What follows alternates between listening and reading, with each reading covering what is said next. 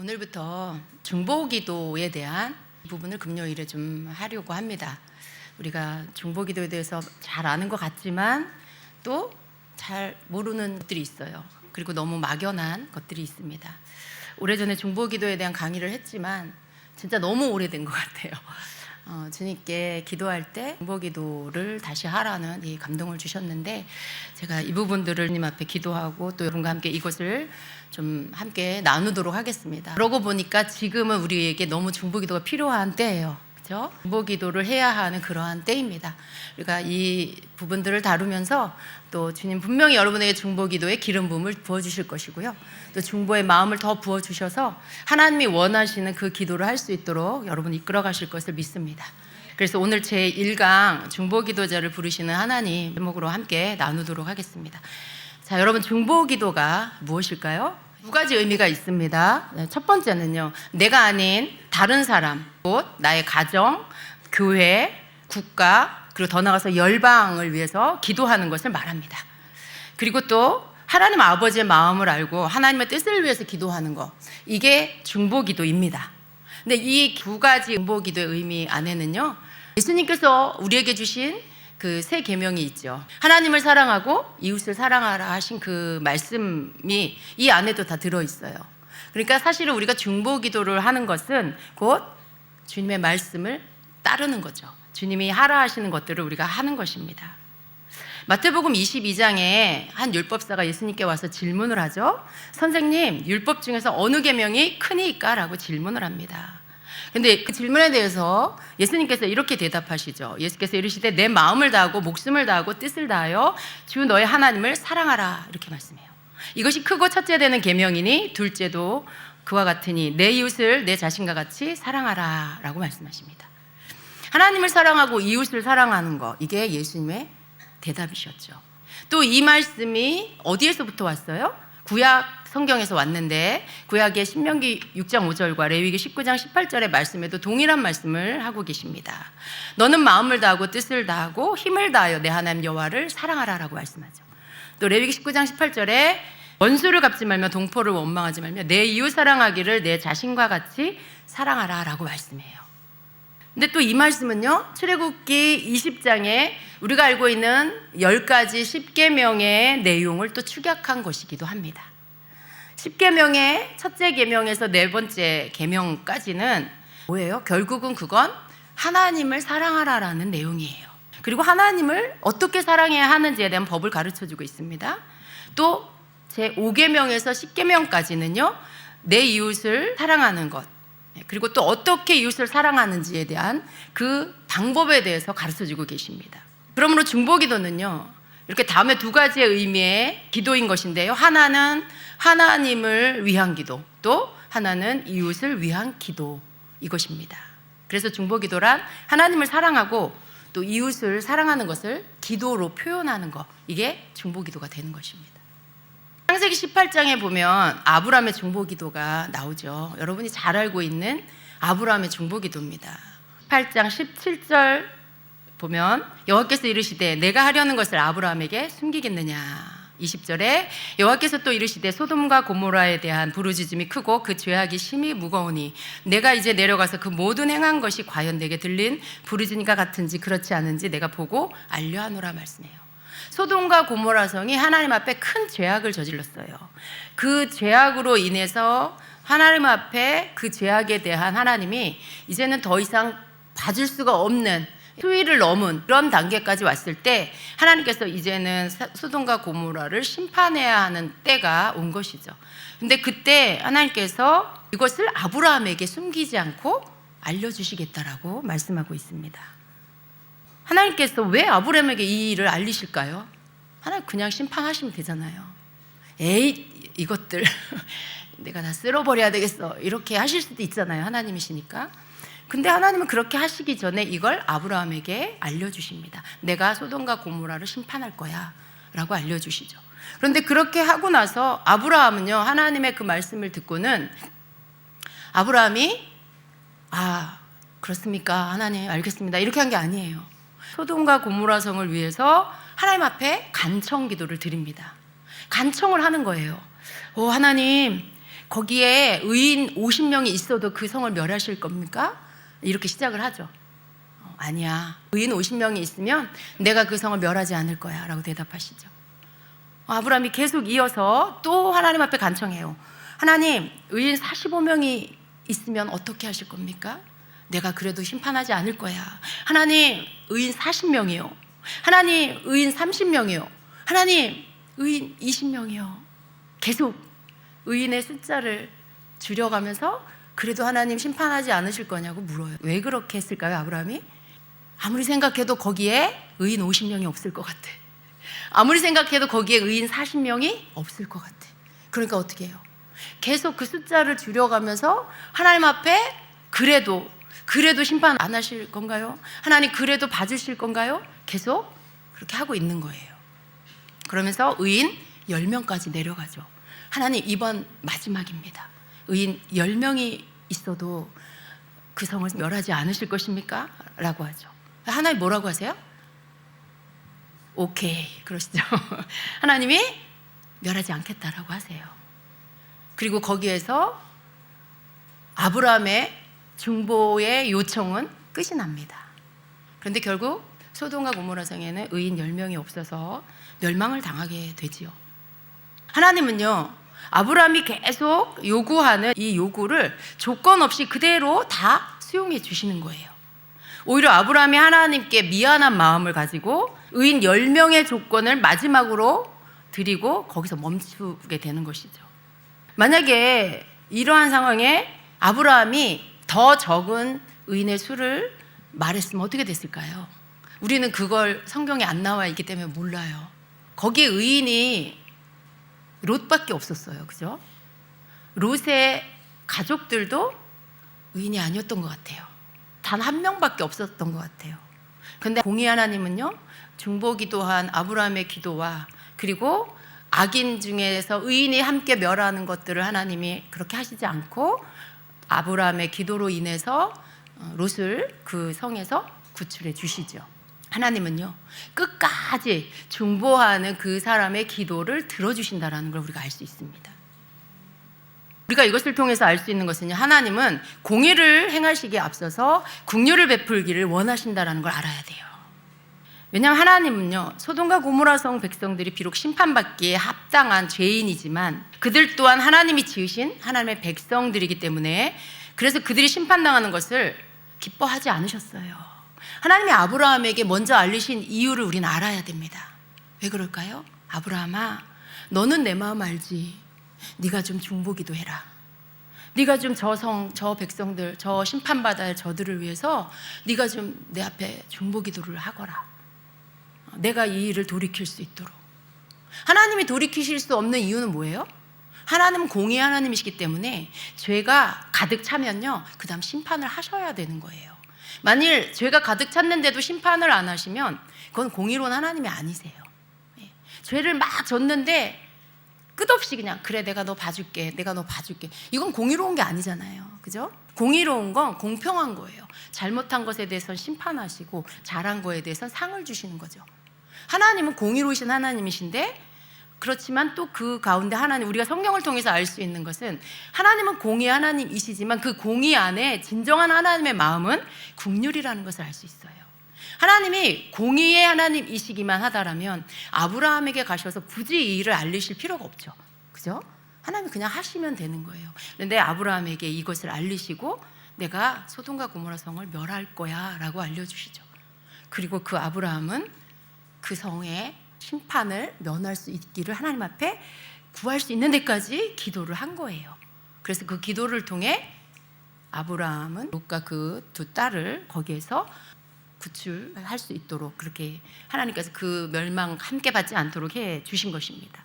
결국 하나님은요, 저들이 심판받는 걸 가슴 아파하시는 그런 하나님이시라는 것입니다. 아브라함은 참 중보의 사람입니다. 그래서 이와 같이 중보기도란 하나님을 사랑하기 때문에 하나님께서 사랑하는 대상 또한 사랑하는 거예요. 내가 하나님을 사랑하기 때문에 하나님이 사랑하는 그 대상도 내가 사랑하는 것, 그리고 그들을 위해서 기도하는 것, 이게 중보기도입니다. 중보기도의 기준에는요, 내가 없는 거예요. 하나님은 저 아들을 사랑하는데 나는 저 아들이 사랑스럽지 않아. 정말 미워서 살겠어. 저 아들이 너무 얄미워. 그런데 하나님이 저 아들을 긍휼히 여기시고 사랑하시면 어떻게 해요? 나도 그 마음을 품는 거. 이게 중보의 마음이에요.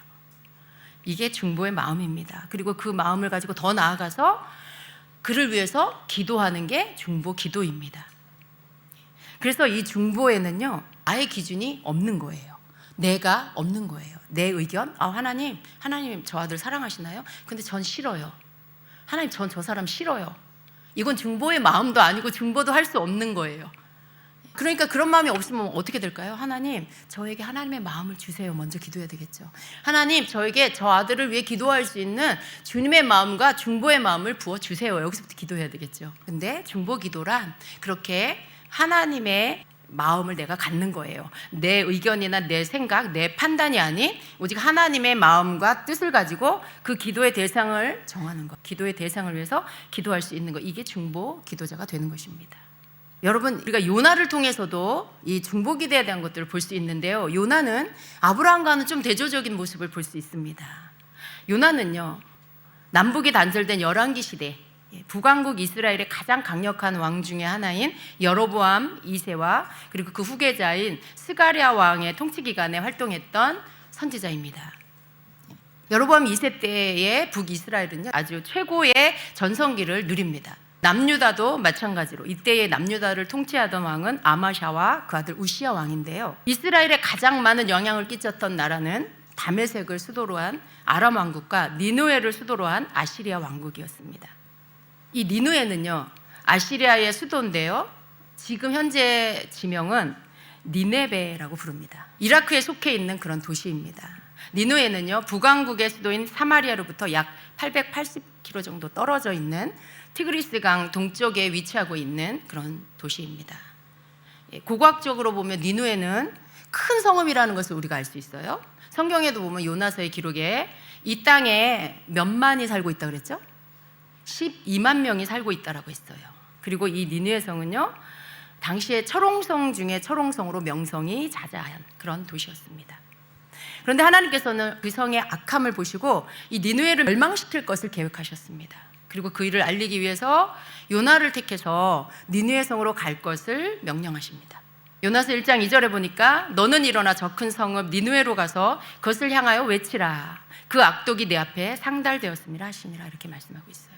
그 성에 가서 외치라고 말씀하시는 거예요. 뭘 외치라고 했을까? 우리 나중에 알 수가 있죠. 결국은 니느웨가 그 성에 가서 외칩니다. 그래서 하나님이 뭘 외치라고 했는지 우리가 알 수가 있는데요, 근데 하나님은요, 요나를 니느웨 성에 보내시는 그러한 목적이 아까 아브라함에게 소돔과 고모라 성에 대해서 미리 심판할 것을 알리신 이유와 비슷한 이유, 니느웨가 하나님의 심판을 받지 않도록 그들 백성에게 가서 경고의 메시지를 전하라고 하신 거예요. 뭐예요? 하나님이 심판하시기 전에 돌이켜 회개하고 하나님의 심판이 멸하지 않도록 해라, 이걸 알려주라고 하신 거죠. 왜냐하면 하나님은 심판하기를 기뻐하지 않으시기 때문에 그렇습니다. 이 니느웨는요, 역사의 기록에 보면 BC 765년과 BC 759년에 두 번에 걸쳐서 두 가지의 재앙이 덮친 기록이 있어요. 그러니까 그 나라가 이미 없어질 만한 그러한 하나님의 재앙을 받는 일들이 두 번이나 있었다라는 것이죠. 그런데 그때도 살아남았어요. 근데 지금 또 일어난 일, 이것이 하나님의 진노의 표징으로 그들은 받아들이게 된 것입니다. 이제 하나님은요, 세 번째의 재앙을 준비하시는 중에 요나를 니느웨로 보내서 그들을 중보하게 하시는 것입니다. 왜냐하면 요나 4장 11절에 보면 니느웨에는 12만 명의 인구가 있었고 또 북이스라엘 사람들이 어찌 생각하든지 그들 또한 하나님께서 아끼시는 하나님의 백성들이었기 때문에 그렇습니다. 북이스라엘 사람들은요, 니느웨를 미워했어요. 싫어했어요. 왜냐하면 예전에 일본이 우리나라를 괴롭힌 것처럼 니느웨가 이스라엘을 괴롭혔기 때문에 이스라엘 사람들이 니느웨를 좋아하지 않았어요. 그래서 은근히 요나도 어때요? 하나님 심판을 받았으면 하는 마음이 있었던 거죠. 그런데 하나님 마음은 그게 아닌 것입니다. 요나에게 이렇게 말씀하셨죠. 요나서 4장 11절에 보면 하물며 이 큰 성읍 니느웨는 좌우를 분별하지 못하는 자가 12만여 명이요 가축도 많이 있나니 내가 어찌 아끼지 아니하겠느냐라고 말씀하세요. 요나는 처음에는 순종하지 않았죠. 그러나 결국 물고기 뱃속에서 3일 동안 고생하고 다시 순종해서 니느웨로 갔습니다. 그리고 마침내 심판을 경고한 메시지를 전했을 때 니느웨 사람들은요 회개합니다. 왕에서부터 아이까지 가축에 이르기까지 온 백성이 베옷을 입고 회개하라고 하는 선포를 왕이 하게 되는 것입니다. 자, 여기 3장 3절 4절에 보면 요나가 그 성읍에서 외친 내용이 나와요. 3절에 보면 이 성이 얼마나 크나 하면 니느웨는 사흘 동안 걸을 만큼 하나님 앞에 큰 성읍이었다라고 말씀하고 있어요. 요나가 그 성읍에 들어가서 하루 동안 다니며 외쳐 이르되 40일이 지나면 니느웨가 무너지리라 라고 이렇게 외쳤어요. 그러니까 하나님께서 가서 이걸 외치라고 하신 것이죠. 40일이 지나면 이 성이 무너질 것이다 라고 그것을 외치라고 보내신 거예요. 니느웨 사람들이 하나님을 믿고 금식을 선포하고 높고 낮은 자를 막론하고 굵은 베옷을 입은지라 그 일이 니느웨 왕에게 들림에 왕이 보좌에서 일어나 왕복을 벗고 굵은 베옷을 입고 제 위에 앉으니라. 왕과 그의 대신들이 조서를 내려 니느웨에 선포하이르되 사람이나 짐승이나 소떼나 양떼나 아무것도 입에 대지 말지니 곧 먹지도 말 것이요 물도 마시지 말 것이며 사람이든지 짐승이든지 다 굵은 베옷을 입을 것이요 힘써 하나님께 부르짖을 것이며 각기 악한 길과 손으로 행한 강포에서 떠날 것이라 라고 선포합니다. 온 나라가 금식하면서 회개하라고 공포한 것이죠. 그랬더니 하나님 어떻게 하셨어요? 3장 9절에 보니까 하나님이 뜻을 돌이키시고 그 진노를 그치사 우리가 멸망하지 않게 하리라. 그렇지 않을 줄을 누가 알겠느냐 한지라. 이 사람들이요 자기들이 이렇게 하면 하나님께서 진노를 그치시지 않겠냐, 우리로 멸망받지 않게 하시지 않겠냐, 그걸 누가 알겠냐 라고 한 것이에요. 그랬더니 하나님이 그들이 행한 것 곧 그 악한 길에서 돌이켜 떠난 것을 보시고 하나님이 뜻을 돌이키사 그들에게 내리리라고 말씀하신 재앙을 내리지 아니하시니라 라고 말씀해요. 회개했을 때 하나님께서 내리려고 했던 심판을 거두시게 되었습니다. 여러분 어떻게 이런 일이 가능했을까요? 니느웨는요 요나의 경고가 있기 전에 2번이나 재앙을 경험을 했어요. 그렇기 때문에 요나가 전하는 이 메시지에 대해서 무시할 수가 없는 거죠. 되게 악을 행했지만 그래도 마지막 지혜가 있었던 것 같아요.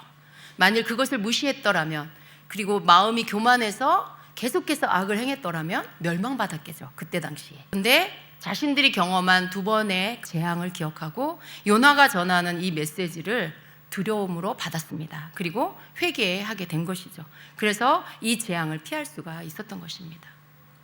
아브라함과 요나 모두 하나님으로부터 심판 계획, 하나님의 심판 계획에 대해서 들었어요. 소돔과 고모라는 물론이고 니느웨는 누가 보아도 악한 도시이죠. 심판받아서 마땅한 그런 도시예요. 그래서 개인의 입장에서는요 그 도시들이 하나님의 심판을 피해가는 것을 그 누구도 원하지 않을 수 있어요. 그렇죠 여러분? 우리나라를 괴롭히는 나라가 있다 그러면 여러분 그 나라가 계속 잘 되기를 바라는 마음이 잘 안 생기잖아요. 저 나라 언제 망해 막 그런 마음 가질 수 있어요. 그게 인간의 마음이에요. 그런데 하나님은요 우리가 성경을 통해서 보면 하나님은 어찌 그러실까? 멸망받아 마땅한데 끝까지 기회를 주셔요. 끝까지 의인을 일으켜서 그에게 하나님의 계획을 알려주셔가지고 하나님의 종을 보내셔가지고 그들이 회개하고 돌이킬 수 있도록 자꾸만 기회를 주세요. 그리고 누군가를 시켜서 중보기도 하게 하시고 멸망받지 않게 끝까지 하나님이 멸망받지 않게 하시려고 하는 이 하나님의 깊은 긍휼을 우리가 성경에서 볼 수 있습니다. 여러분 요나도 우리랑 똑같은 그런 마음을 가졌던 걸 볼 수 있어요. 가고 싶지 않아 했죠. 니느웨에 가서 경고를 주고 싶지 않은 거죠. 그냥 저러다가 하나님 심판 받았으면 하는 마음이 그에게 있었던 거죠. 그래서 요나가요 그 상황을 피해가려고 한 것입니다. 근데 요나하고 아브라함하고 좀 다른 게요 이 부분이에요. 아브라함도 소돔과 고모라 그렇게 이뻤겠어요? 거기에서 행하는 그 죄악이 그 악행이 그 일대에 다 소문이 났겠죠. 그 영향력이 거기까지 왔겠죠. 그리고 거기에 롯이 살고 있는데 늘 마음에 걸리고 신경이 쓰이고 걱정이 됐겠죠.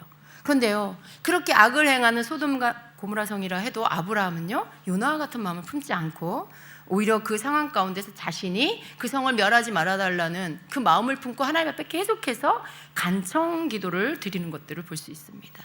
이게 진정한 중보 기도자의 마음인 것이죠. 하나님을 안 거예요. 아브라함은 하나님 마음을 이는 알고 있었어요. 그래서 하나님이 심판하시겠다라고 했지만 그 심판 너머에 있는 하나님의 마음, 그 심판받을 백성도 사랑하시는 그 긍휼의 마음을 가지신 아버지 하나님, 그 마음을 아브라함은 알고 있었던 것입니다. 그래서 아브라함이 하나님 앞에 이렇게 기도합니다. 창세기 18장 23절에 아브라함이 가까이 나가 이르되 주께서 의인을 악인과 함께 멸하려 하시나이까 말씀을 드립니다. 또 25절에 주께서 이같이 하사 의인을 악인과 함께 죽이심은 부당하오며 의인과 악인을 같이 하심도 부당하니이다. 세상을 심판하시는 이가 정의를 행하실 것이 아니니까 이렇게 하나님께 말을 합니다. 왜냐하면 하나님 그런 분인 걸 알고 있으니까요. 이 말은 하나님의 공의에 대한 호소를 하는 거예요. 심판보다 앞서는 것이 공의인데요, 심판은 단지 공의를 위해 어쩔 수 없는 선택인 것을 알게 해줍니다. 하나님이 심판을 즐거워하시는 게 아니고 하나님의 공의 때문에 심판을 어쩔 수 없이 택하셔야 한다는 것을 알고 있는 것이죠. 그리고 그 공의 또한 뭐 때문에 있는 거예요? 긍휼로 인한 결과라는 것입니다. 아브라함은요, 그러한 공의에 대해서 지금 하나님께 호소를 하고 있었던 것입니다. 여러분, 하나님의 마음은요, 아무리 패역한 백성이라 할지라도 그들을 심판하기에 앞서서 그들이 먼저 죄악으로부터 돌이켜서 심판을 받지 않기를 원하십니다. 이게 진정으로 원하시는 하나님의 마음이에요. 그래서 하나님은요, 아모스서 3장 7절에 이렇게 말씀하죠. 주 여호와께서는 자기의 비밀을 그종 선지자들에게 보이지 아니하고는 결코 행하심이 없느니라, 이렇게 말씀해요. 그러니까 하나님께서 심판을 하시기 전에, 어떤 하나님의 일들을 행하시기 전에, 이 땅에 행하시기 전에 하나님의 선지자들에게 먼저 그것을 알리셔서 그것을 사람들에게 알게 하신다라는 거예요. 요나에게 미리 알리시고 아브라함에게 미리 알리셔서 그래서 그것을 경고를 하고 기도를 하게 하신 것처럼, 하나님은 하나님의 어떤 심판을 행하시기 전에 하나님의 종 선지자들에게 먼저 그것을 보이시고 그 다음에 행하신다라는, 왜 그럴까요? 하나님이 이 땅 백성들을 긍휼히 여기시기 때문에 그렇다라는 것입니다. 여러분, 이와 같이 중보기도는요, 하나님이 정말로 원하시는 것이 무엇인지를 알고 그리고 그것을 이루어 드리기 위해서 그 하나님의 마음을 알고 그 하나님의 마음에 있는 것들을 이루기 위해서 기도하는 것, 이게 바로 중보기도입니다. 왜냐하면 하나님은요, 한마디로 이런 거예요. 누가 나 좀 말려줘라.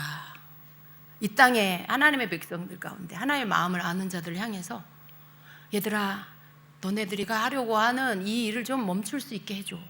누가 나 좀 말려줘. 이렇게 하시는 거예요. 나는 심판하고 싶지 않다. 그런데 나는 심판할 수밖에 없어. 그렇지만 너희가 기도하면, 그래서 저들이 회개하고 돌이킨다라면 나는 심판을 안 할 거야. 멈출 거야. 라고 하시는 거죠. 이게 하나님의 마음입니다. 그런데 아브라함은요, 이러한 하나님의 마음을 알았습니다.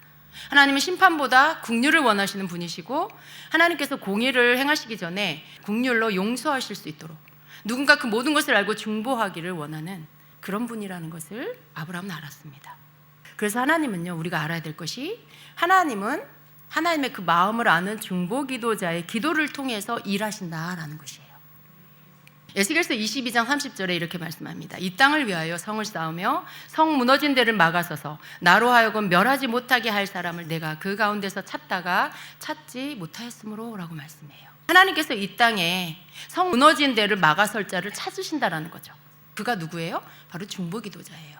그런데 이때 당시에 그렇게 그 무너질 성을 막아설 기도하는 사람이 없었다라는 것, 이게 하나님 마음을 너무나 아프게 했다라고 지금 말씀하고 있는 겁니다. 하나님이 진정 원하시는 것은 세상을 멸하는 것이 아니라 하나님께서는 하나님의 심판을 막아서는 자를 찾으신다라는 것입니다. 중보기도자를 찾으신다라는 것입니다. 바로 여러분, 중보기도는, 하나님과 중보기도자의 관계는 이러한 베이스에서 기도를 해야 한다라는 거예요. 중보기도자는요, 하나님의 마음을 알아서 그 마음을 내가 품고 하나님이 원하시는 것을 하실 수 있도록 내가 이 땅에서 기도하는 것, 이게 중보기도입니다. 자, 중보기도의 사람들을 성경에서 우리가 좀 몇 사람을 보면은요, 우리가 지금 방금 본 아브라함이 있습니다. 이 아브라함은 성경에 보면 아브라함의 별명을 어떻게 부르고 있냐면 바로 하나님의 친구다라고 부르고 있습니다. 역대하 20장 7절에 우리 하나님이시여 전에 이 땅 거민을 주의 백성 이스라엘 앞에서 쫓아내시고 그 땅으로 주의 벗 아브라함의 자손에게 영영히 주지 아니하셨나이까 라고 말씀하시죠. 주의 벗 아브라함이라고 말하고 있어요. 이사야 41장 8절에도 나의 벗 아브라함의 자손아 이렇게 말씀하고 있어요. 벗, 친구죠, 친구. 하나님의 친구. 와우, 하나님의 친구. 너무 좋겠죠, 여러분. 여러분도 하나님의 친구가 되고 싶으신가요? 여러분 아주 친한 친구가 있으신가요? 여러분의 마음을 여러분 표정만 봐도 다 아는 그런 친구가 있으세요? 여러분 가족이 서로 부부가 표정만 봐도 마음을 다 읽어주나요? 에이 그렇게 돼야 됩니다. 그런데 하나님과의 친구라는 것은 그야말로 친구는 서로의 마음을 아는 거예요. 하나님이 아브라함을 아신 거죠. 그런데 중요한 건 아브라함이 하나님의 마음을 알아들인 거예요. 그래서 하나님과 친구가 될 수 있었던 것입니다. 아브라함, 그러면 우리는 믿음의 사람, 믿음의 조상 이렇게 알고 있죠. 근데 그 믿음이라는 것은 어떻게 해서 받게 된 믿음의 조상이냐? 뭐예요? 그가 하나님의 말씀에 순종했고요. 그 순종으로 인해서 그가 믿음이 있다라는 것을 하나님께 인정받은 거예요. 그리고 그 하나님을 믿는 믿음을 의로 여김을 받은 거죠, 하나님께. 가장 먼저 있는 게 뭐예요? 하나님의 말씀에 순종하는 거.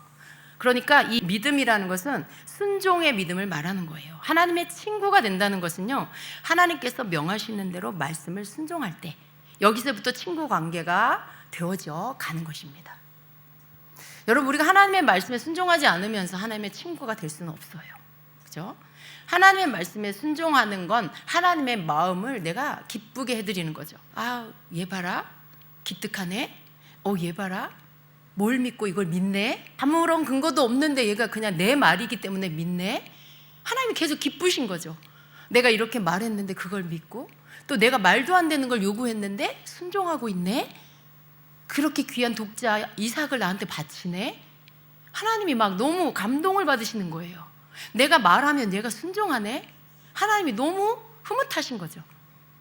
하나님의 하나님 되심을 인정하고 하나님이 요구하시고 말씀하신 것을 순종하는 아브라함이 하나님의 친구가 될 수 있었던 이유가 그냥 어느 날 갑자기가 아니고요. 그 뒷배경에는 오랜 세월 그렇게 하나님의 마음에 흡족한, 하나님의 마음을 기쁘시게 하는 그 말씀에 순종하는 그 믿음이 있었다라는 것입니다. 그런데 여러분, 신약 성경에 보면 예수님도요, 우리가 예수님의 친구다라고 말씀을 하고 있어요. 그리고 그 친구에게 모든 비밀을 알려주신다라고 말씀하죠. 창세기 15장 15절에 이제부터는 너희를 종이라 하지 아니하리니 종은 주인의 하는 것을 알지 못함이라 너희를 친구라 하였노니 내가 내 아버지께 들은 것을 다 너희에게 알게 하였음이라 라고 말씀해요. 친구라는 것은 다 아는 거죠. 다 아는 거, 다 알려주는 거. 여러분, 예수님께서 우리를 향해 친구라고 말씀해요. 그러면 우리는요, 친구인 것이죠. 근데 친구이신가요? 우리는 이미 친구로 받았는데 친구로 부름을 받았어요. 이미 친구라는 호칭을 우리가 얻었어요. 그런데 이 친구라는 관계답게 우리가 예수님과의 관계를 가져야 되겠죠. 예수님은 다 알려주시고 싶으신데 우리가 안 들어. 우리가 못 들어. 그러면 이 관계가 더 깊어질 수가 없는 거예요. 우리는 되게 복된 자예요.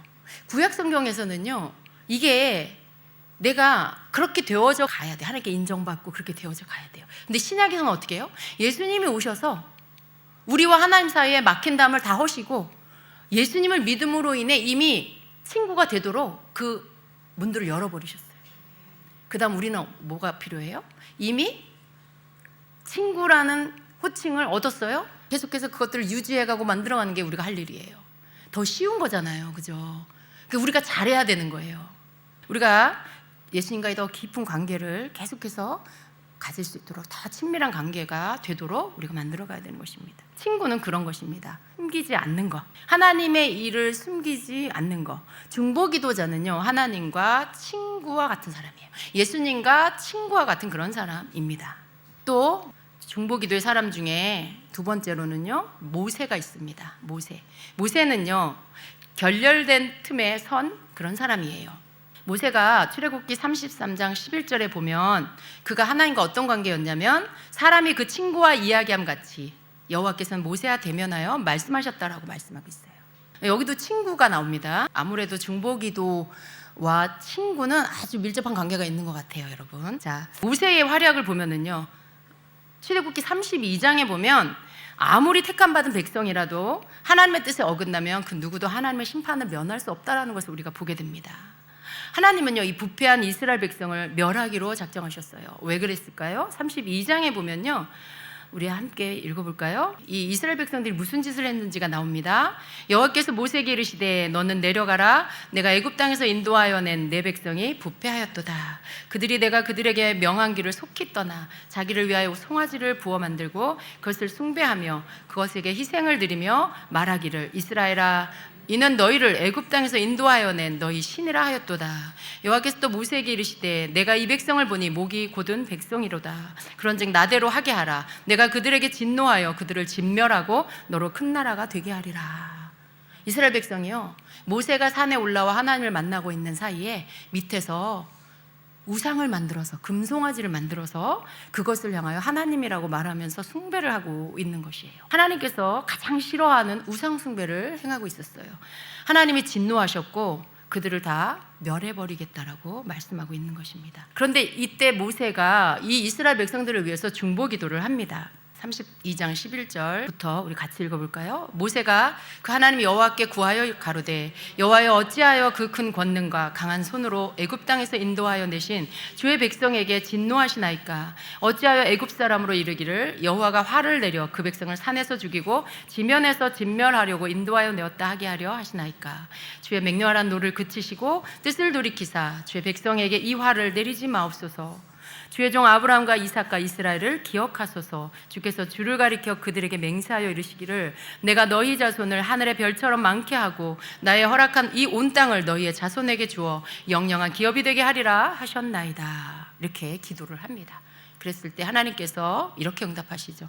여호와께서 뜻을 돌이키사 말씀하신 화를 그 백성에게 내리지 아니하시니라 라고 말씀해요. 다 멸해버리겠다라고 조금 전에 말씀하셨죠. 그런데 모세가 하나님과 백성 사이로 그 틈 사이로 들어간 거예요. 그리고 하나님 앞에 하나님을 다시 상기시켜 드린 거예요. 어떻게 이 백성을 인도해 내셨고 어떻게 그 길 가운데 그 광야에서 하나님께서 어떻게 기적을 베푸시면서 이 백성을 이끄셨고 주변 국가들이 하나님 행하시는 일들을 보고 다 두려워 떨고 그런데 저들을 멸하면 하나님 저들이 뭐라고 하겠습니까? 하나님 저들이 광야에서 저들을 죽이시려고 애굽에서 데리고 나왔다 하지 않겠습니까? 하나님 그런 분 아니시잖아요. 하나님 그런 분 아니시잖아요. 그리고 또 하나님의 약속을 다시 상기시켜 드려요. 하나님은 우리 조상의 하나님, 아브라함의 하나님, 이삭의 하나님, 야곱의 하나님이시잖아요. 그들에게 약속하신 것이 있잖아요. 너희 자손을 하늘의 별처럼 많게 해주겠다 라고 한 그 약속을 하나님 기억해 주세요. 이렇게 기도를 한 거예요. 그랬더니 하나님께서 모세의 기도를 들으시고 멸하려고 했던 진노를 다 이제는 거두시고 뜻을 돌이켜서 그 화를 백성에게 내리지 아니하셨다라고 말씀해요. 한 나라가 없어질 뻔했어요. 이스라엘이 없어질 뻔했어요. 그런데 모세가 기도함으로 인해 하나님께서 그 노를 거두셨습니다. 여러분 지금 이 모세가 한 행동이 뭐냐면요, 하나님과 사람 사이에 죄로 인하여서 여기가 끊어진 거예요. 관계가 틈이 생겨버린 거예요. 결렬된 틈. 이쪽에서 이쪽으로 갈 수 없고 이쪽에서 이쪽으로 건너갈 수 없는 그 무너져버린 그 틈이 생겨버린 거죠. 그런데 지금 모세는 그 틈 사이로 들어간 것입니다. 성경에서 이 부분에 대해서 뭐라고 말씀하고 있냐면 시편 106편 23절에 보면 그러므로 여호와께서 저희를 멸하리라 하셨으나 그 택하신 모세가 그 결렬된 중에서 그 앞에 서서 그 노를 돌이켜 멸하시지 않게 하였도다 라고 말씀해요. 근데 이 결렬된 중에서라는 부분을 한글 킹제임스 성경에는 뭐라고 하냐면 그의 택하신 모세가 갈라진 틈 앞에서 그의 앞에 서서 그의 진노를 돌이켜 그들을 멸하시지 않게 하였도다라고 갈라진 틈이라고 번역하고 있고요. 또 현대인의 성경은 모세가 하나님 앞에 중재자로 나서서 그의 분노를 돌이켜 그들을 멸망시키지 않도록 하였다라고 말씀해요. 그 사이에 선 거예요, 여러분. 쉽지 않은 일입니다. 근데 이것이 진정한 중보자입니다. 아무나 결렬된 틈에 중재자로 서지 않아요. 왜냐하면 자신의 목숨을 잘못하면 내놓아야 되는 그러한 자리이기 때문에 그렇습니다. 여러분 모세가 이 기도를 하면서 하나님께 어떻게 기도를 했냐면요, 32장 32절에 같이 볼까요? 그러나 합의하시면 이제 그들의 죄를 사하시옵소서. 그렇지 않사오면 원컨대 주의 기록한 책에서 내 이름을 지워버리 주옵소서. 이 말은요, 하나님의 생명책에서 나의 이름을 지우는 한이 있더라도 저들을 용서해달라고 기도하는 거예요. 여러분, 생명책에 이름이 지워지면 천국에 못 갑니다. 그렇죠? 생명책에 이름이 없는 자는 천국에 못 들어가요. 근데 모세는 지금 자기의 구원을 담보로 이스라엘 백성을 용서해달라고 중보기도 하고 있는 거예요. 쉽지 않은 기도죠. 그렇죠? 잘못은 저들이 했는데 하나님과 함께하고 있던 모세가 그 백성을 위해서 대신 자기가 그 죄짐을 지고 하나님께 용서를 구하고 있어요. 내가 구원을 못 받더라도 저들을 용서해 주세요라고 기도하고 있는 것이죠. 이게 중보기도입니다, 여러분. 여러분, 우리가 모세의 중보기도를 보면서요, 한 분 떠오르는 분이 계시죠. 우리 예수님이십니다. 예수님의 모습을 볼 수 있어요. 우리 성경에 나오는 중보자 중에 최고의 중보자, 그분은 바로 예수님이세요. 그래서 세 번째 인물은 예수님인데요, 예수님은요, 왜 최고의 중보자이시냐면 그분이 이 땅에 오신 목적 자체가 우리 인간을 중보하시기 위해서 오신 거예요. 그냥 삶의 목적 자체가 중보로 오신 거예요. 우리를 위해 대신 죽으시기 위해서, 우리를 살리시기 위해서. 그래서 이사야 59장은요, 왜 예수님께서 중재자로 이 땅에 오셔야 했는지를 잘 설명해 주고 있어요. 그래서 이사야 49장 59장 1절 2절에는요, 인간이 하나님의 구원에 이르지 못하는 이유에 대해서 말씀을 하고 있는데요, 이렇게 말씀합니다. 여호와의 손이 짧아 구원치 못하심도 아니요 귀가 둔하여 듣지 못하심도 아니라 오직 너희 죄악이 너희와 너희 하나님 사이를 내었고 너희 죄가 그 얼굴을 가리워서 너희를 듣지 않으시게 함이니 라고 말씀해요. 인간이 하나님의 구원에 이르지 못하는 이유를 여기서 말씀하고 있죠. 그건 뭐 때문이에요? 우리의 죄악 때문이다 라고 말씀하고 있어요. 또 59장 3절로 8절에는요, 죄 중에 있는 인간의 형편이 어떠한지를 설명을 하고 있습니다. 3절 4절을 같이 보도록 합니다. 이는 너희 손이 피해 너희 손가락이 죄악에 더러워졌으며 너희 입술은 거짓을 말하며 너희 혀는 악독을 말함이라. 공의대로 소송하는 자도 없고 진리대로 판결하는 자도 없으며 허망한 것을 의뢰하며 거짓을 말하며 자네를 잉태하여 죄악을 생산하며 7절 8절 그 발은 행악하기에 빠르고 무죄한 피를 흘리기에 신속하며 그 사상은 죄악의 사상이라 황폐와 파멸이 그 길에 끼쳐졌으며 그들은 평강의 길을 알지 못하며 그들의 행하는 곳에는 공의가 없으며 굽은 길을 스스로 만드나니 무릇 이 길을 밟는 자는 평강을 알지 못하느니라. 죄 중에 있는 인간의 형편이 지금 이렇다라는 것입니다. 또 9절부터 15절에는 그 죄의 결과를 보여주고 있습니다. 9절 10절 같이 한번 봅니다.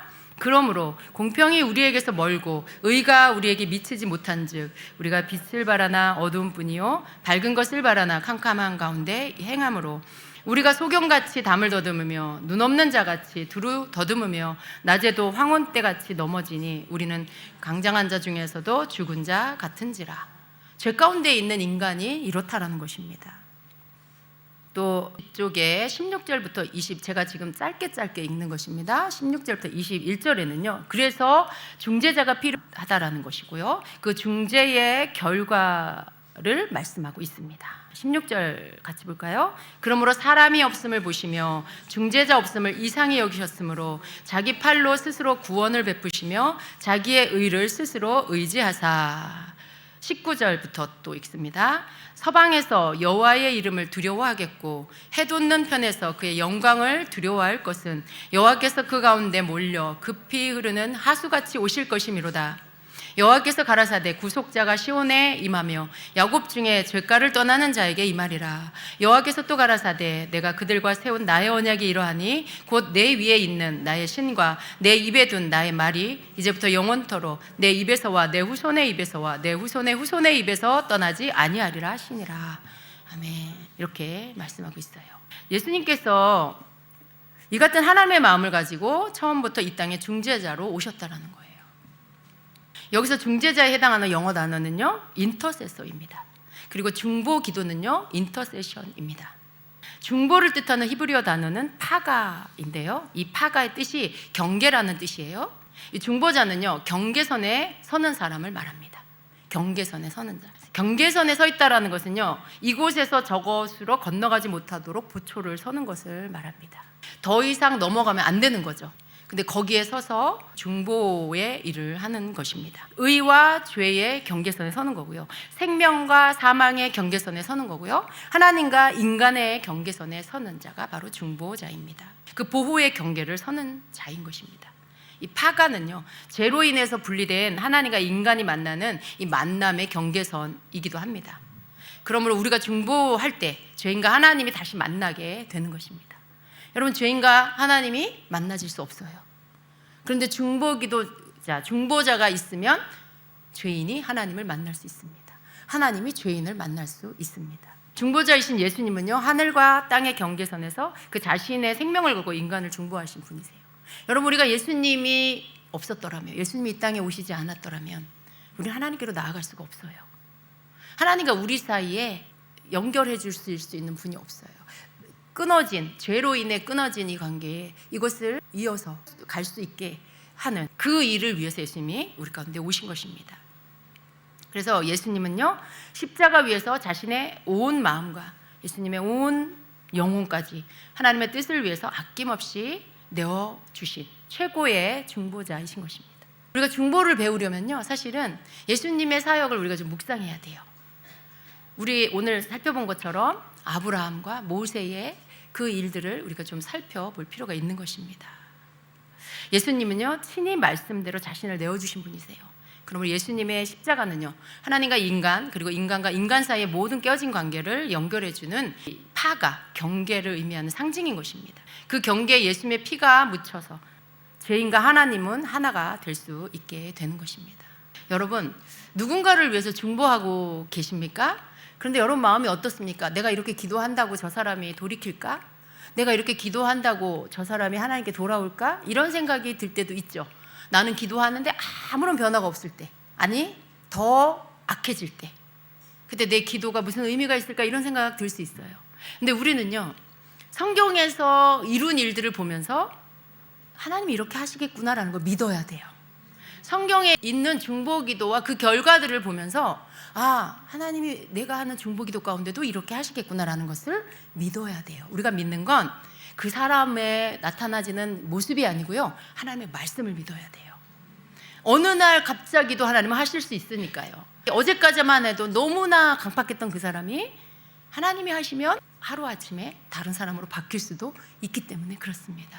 그래서 여러분 안에 중보기도를 하면서 절대로 낙심하면 안 돼요. 끝까지 여러분 마음 안에 한결같은 마음을 갖고 기도를 하셔야 됩니다. 예수님께서 최고의 중보자이신 이유는요, 인간 중에 어느 누구도 예수님의 위치에서 하나님과 인간 사이의 중보자가 될 수가 없어요. 그렇죠? 왜냐하면 오직 예수님만이 참된 인간이시고 또 참된 하나님이시기 때문에 그래요. 그 양쪽의 경계에 서실 수 있는 유일한 분이 바로 예수님이십니다. 인간의 편에서 자신을 대신해서 중재해줄 누군가가 필요해요. 또 하나님의 편에서 인간을 구원해줄 누군가를 하나님이 찾으세요. 근데 이 조건을 다 만족시킬 수 있는 사람은요, 누가 있어요? 오직 예수님밖에 없다라는 것입니다. 그래서 예수님이 유일한 중재자이십니다. 하나님과 사람 사이의 중재자는 오직 한 분, 예수님이시고 하나님이시면서 또한 죄가 없으신 사람이신 그리스도라고 말하고 있는 거예요. 사람 편에서는 사람이 필요하죠. 하나님 편에서는 하나님이 필요해요. 물론 이 두 가지를 다 충족해야 돼요. 그런데 예수님은 어때요? 하나님의 아들로서 하나님과 동등하신 하나님이시면서 또 사람의 몸을 입고 오신 사람이세요. 이 두 가지를 다 조건을 충족하시기 때문에 그분이 중재자로 십자가를 지셨을 때 우리를 향한 하나님의 뜻이 이루어질 수 있게 된 것입니다. 그래서 사실은요, 학계에서는 중보기도라는 이 말을요, 사실은 좀 비신학적이다라고 말해요. 왜냐하면 중보자는 오직 한 분 예수님밖에 없다라고 말해요. 그러니까 성경에 중보기도라는 단어가 신학적으로 맞지 않다. 예수님만이 중보자이시기 때문에 그렇다, 이렇게 말을 해서 이 말을 쓰지 말라고 하는 그런 소리들도 있어요. 그래서 차라리 대원기도라고 불러라 이렇게 주장하는 부분들도 있는데요. 그런데 그럼에도 불구하고 우리가 중보기도를 할 수 있는 것은요, 우리의 중보기도는 예수님의 중보기도의 연장선상에 우리가 있는 거예요. 예수님이 이 땅에서도 기도하셨어요. 그리고 예수님은 지금도 우리를 위해서 중보하고 계세요. 우리가 이 땅에서 예수님의 생명을 얻은 우리는요, 예수님이 하셨던 그 중보 기도의 연장선상에서 우리가 계속 또 다른 영혼들을 위해서 기도하는 거죠. 중보 기도하는 거죠. 그래서 우리가 하는 기도는 예수님과 동떨어진 그런 또 다른 어떤 중보 기도가 아니고 예수님이 하셨던 그 기도를 우리가 계속 지금 하는 것이다 라고 해야 하는 것입니다. 그래서 여러분, 우리는 중보 기도하는 거, 이게 바로 예수님의 사역이라는 걸 알아야 돼요. 예수님의 사역. 예수님이 우리를 위해 해주셨던 것들을 우리는 또 다른 영혼을 위해서 또 해야 하는 그러한 것입니다. 로마서 8장 34절에 누가 정죄하리요? 죽으실 뿐 아니라 다시 살아나신 이는 그리스도 예수시니 그는 하나님 우편에 계신 자요 우리를 위하여 간구하시는 자신이라 말씀해요. 예수님이 하나님 우편에 계시면서 여전히 우리를 위해 간구하고 계신다라고 말씀하죠. 히브리서 7장 25절에도 그러므로 자기를 힘입어 하나님께 나아가는 자들을 온전히 구원하실 수 있으니 이는 그가 항상 살아계셔서 그들을 위하여 간구하심이라 말씀해요. 예수님 지금도 중보기도 하고 계신다라는 것입니다. 우리 인간이 하나님께 나아갈 때 우리 모두는 우리를 중보하는 중보기도자의 도움이 필요합니다. 그러나 그 중보기도자조차도 자신을 중보하는 예수님의 중보가 필요해요. 여러분, 누군가를 위해서 중보하잖아요. 우리는 그걸 알아야 돼요. 서로에게, 모두에게 기도가 필요해요. 우리 중보기도팀이 막 중보하잖아요. 근데 제가 예전에 그랬어요. 중보팀을 위해서도 중보해야 된다. 우리는 다 중보기도가 필요해요. 그래서 서로 중보해야 할 필요가 있는 것이죠. 예수님 우리를 위해 중보하시죠. 이 땅에서 중보하는 중보자가 기도가 필요 없을 것 같죠. 누군가 중보 안 해줘도 될 것 같죠. 그렇지 않아요. 예수님이 중보하시고 우리 모두를 위해서 또 기도하시고 우리는 또 누군가를 위해서 기도해야 하는 것입니다. 이와 같이 중보기도는요, 궁극적으로 하늘과 땅의 유일한 중보자이신 예수님의 중보기도의 권위 아래에서 드려지는 것이다 라는 거예요. 여러분의 중보기도의 근거가 뭔지를 아셔야 된다는 거예요. 예수님으로부터 시작된 이 중보기도가 여러분이 지금 하고 있는 중보기도 계속 이어져 가고 있는 것이다라는 것입니다. 그리고 또 성령님이 계시죠. 성령님도 중보기도자십니다. 말할 수 없는 탄식으로 우리를 위해서 중보하고 계신다라고 말씀해요. 그래서 여러분, 성령님도 또 다른 보혜사로서 하나님과 인간 사이의 중보자로 이 땅에 오셨다라는 것을 우리가 알아야 합니다. 요한복음 14장 16절에 내가 아버지께 구하겠으니 그가 또 다른 보혜사를 너희에게 주사 영원토록 너희와 함께 있게 하시리니 라고 말씀해요. 보혜사, 이 보혜사라는 뜻이 상담자, 변호사라는 뜻과 함께 중재자라는 뜻도 있습니다. 예수님이 우리의 중재자이신 것 같이 성령님은 본질적으로 하나님과 예수님과 같은 분이시죠. 예수님과 같은 중재자로서 우리 곁에 오신 거예요. 우리의 중재자이신 예수님은요, 육체로 있는 동안에 우리와 함께 계셨죠. 또 다른 보혜사인 성령님은 어때요? 영으로서 우리와 영원토록 함께 계신다라고 말씀하고 있어요. 그리고 비록 우리 스스로도 마땅히 기도할 바를 알지 못하지만 성령님은 하나님의 뜻대로 우리를 위해서 중보하신다라고 성경은 말씀하고 있습니다. 로마서 8장 26절 27절의 말씀입니다. 이와 같이 성령도 우리의 연약함을 도우시나니 우리는 마땅히 기도할 바를 알지 못하나 오직 성령이 말할 수 없는 탄식으로 우리를 위하여 친히 간구하시느니라. 마음을 살피시는 이가 성령의 생각을 아시나니 이는 성령이 하나님의 뜻대로 성도를 위하여 간구하심이라 말씀해요. 얼마나 힘이 나는 말씀입니까, 여러분? 그렇죠? 여러분, 얼마나 힘이 나는 말. 성령이 우리를 위해서 간구하시고 성령께서 우리에게 하나님의 뜻대로 기도할 수 있도록 우리와 함께 기도해 주신다라고 말씀하고 있는 것입니다. 그래서 여러분, 성경에 나오는 중보자 중에 예수님도 그리고 성령님도 바로 최고의 중보자이시다라는 것입니다. 마지막입니다. 중보기도자가 존재해야 하는 이유를 우리가 성경에서 좀 보겠습니다. 이사야 59장 16절에는 하나님께서 하나님과 인간 사이에 중재자가 없음을 이상히 여기셨다라고 말씀하고 있죠. 그런데 이 말은 중보기도자의 존재가 인간의 필요에 의한 것만이 아니라 하나님도 필요로 하신다라는 거죠.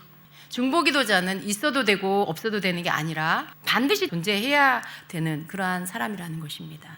하나님과 인간 사이의 경계를 이어줄 존재는 반드시 필요한 자리라는 거예요. 그래서 예수님도 성령님도 이 땅에 중재자로 오신 것입니다. 즉 중보자로 오셨다라는 것이죠. 그리고 사람 중에서도 그와 같이 중보자를 찾고 계신다라는 것입니다. 여러분, 중보기도자는 그렇기 때문에 하나님과 동역자예요. 하나님과 동역하는 사람입니다. 하나님이 행하실 모든 일에 대해서 함께 짐을 지는 사람. 하나님의 뜻이 하늘에서 이루어진 것 같이 땅에서도 이루어지기를 구하는 사람. 이게 바로 중보기도자입니다. 그래서 하나님이요, 혼자 일하시지 않는다는 거, 우리가 오늘 말씀에서도 좀 알게 됐죠? 하나님께서 어떤 일을 행하실 때 이 땅에 먼저 하나님의 사람들에게 알려주신다라는 거, 또 중보하게 하신다라는 거, 우리가 그것을 알아야 합니다. 하나님은 언제나 홀로 행하시지 않으시고 하나님과 예수님과 성령님과 함께 하나님의 일을 이루시는데, 그때 이 땅에서 사람 중에서 동역자로서 중보자를 찾으신다라는 거 우리가 알아야 합니다. 그래서 하나님의 사역이 멈춰지지 않는 한 이 땅에 중보자는 계속해서 필요하다. 계속해서 중보자라는 존재는 필요하다라는 것을 우리가 알아야 합니다. 아멘. 우리가 생각할 때 절대 안 될 것 같은, 절대 구원받지 못할 것 같은 그러한 사람도 하나님께서는 성경을 통해서 아니다. 네가 기도하면 내가 일할 거야. 네가 중보하면 내가 역사할 거야 라고 가르쳐주고 계시는 거예요. 금송아지 만들어 우상숭배했던 이스라엘 백성도 하나님이 그들을 용서하셨는데, 모세의 기도로 인해 용서하셨는데, 여러분 가족 중에 한 명, 여러분 주변에 여러분이 기도해야 할 한 사람, 여러분이 기도하는데 어떻게 하나님 구원하시지 않겠어요? 그죠? 그러니까 여러분이 해야 할 분명한 기도의 영역이 있으실 거예요. 여러분이 중보자가 되시기를 축복합니다. 이것은 또한 하나님의 부르심이기도 해요. 사랑의, 생명의 값에 빚을 진 우리는 또 다른 누군가, 하나님 우리에게 붙인 누군가를 위해서, 그의 구원을 위해서, 그의 하나님께 돌이키고 회복함을 위해서 예수님처럼, 또 모세처럼, 아브라함처럼 그렇게 중보기도해야 한다라는 것을 여러분이 믿으시기를 바랍니다. 아멘. 같이 기도하겠습니다. 우리는요, 하나님께 중보기도의 기름 부음을 구해야 되고요, 하나님의 마음을 구해야 돼요. 그리고 하나님 그것을 부어주십니다. 중보기도자로 태어나는 게 아니고 중보기도자가 되는 것입니다. 이 시간에 하나님 앞에 그렇게 기도하겠습니다. 하나님, 나에게 하나님의 마음을 부어주세요. 하나님, 내가 내 생각으로 한 영혼의 구원을 이렇다 저렇다 단정하지 않게 하시고 하나님의 말씀을 믿고 내가 끝까지 기도하겠습니다 하고 여러분이 했던 중보기도를 계속 하시기 바랍니다. 우리 이 시간에 같이 하나님 앞에 먼저는 하나님의 마음을 구하시고, 또 중보기도에 기름 부음을 부어달라고 구하시고, 여러분도 중보하시기 바랍니다. 특별히 우리는요, 지금 이때에 나라를 위해서 기도해야 되죠. 우리 나라를 위해서 하나님의 마음 안에 있는 것을 우리가 알고 그것을 따라서 기도할 필요가 있습니다. 우리의 생각대로, 우리의 감정대로가 아니라 하나님께서 이 나라를 향하신 하나님의 뜻, 그것을 우리가 알고 그것을 가지고 기도하는 중보기도가 필요합니다. 여러분, 이 시간에 그렇게 기도하시기를 바랍니다.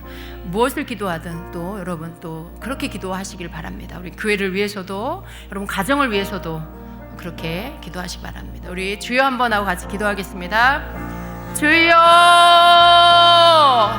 하나님 감사합니다.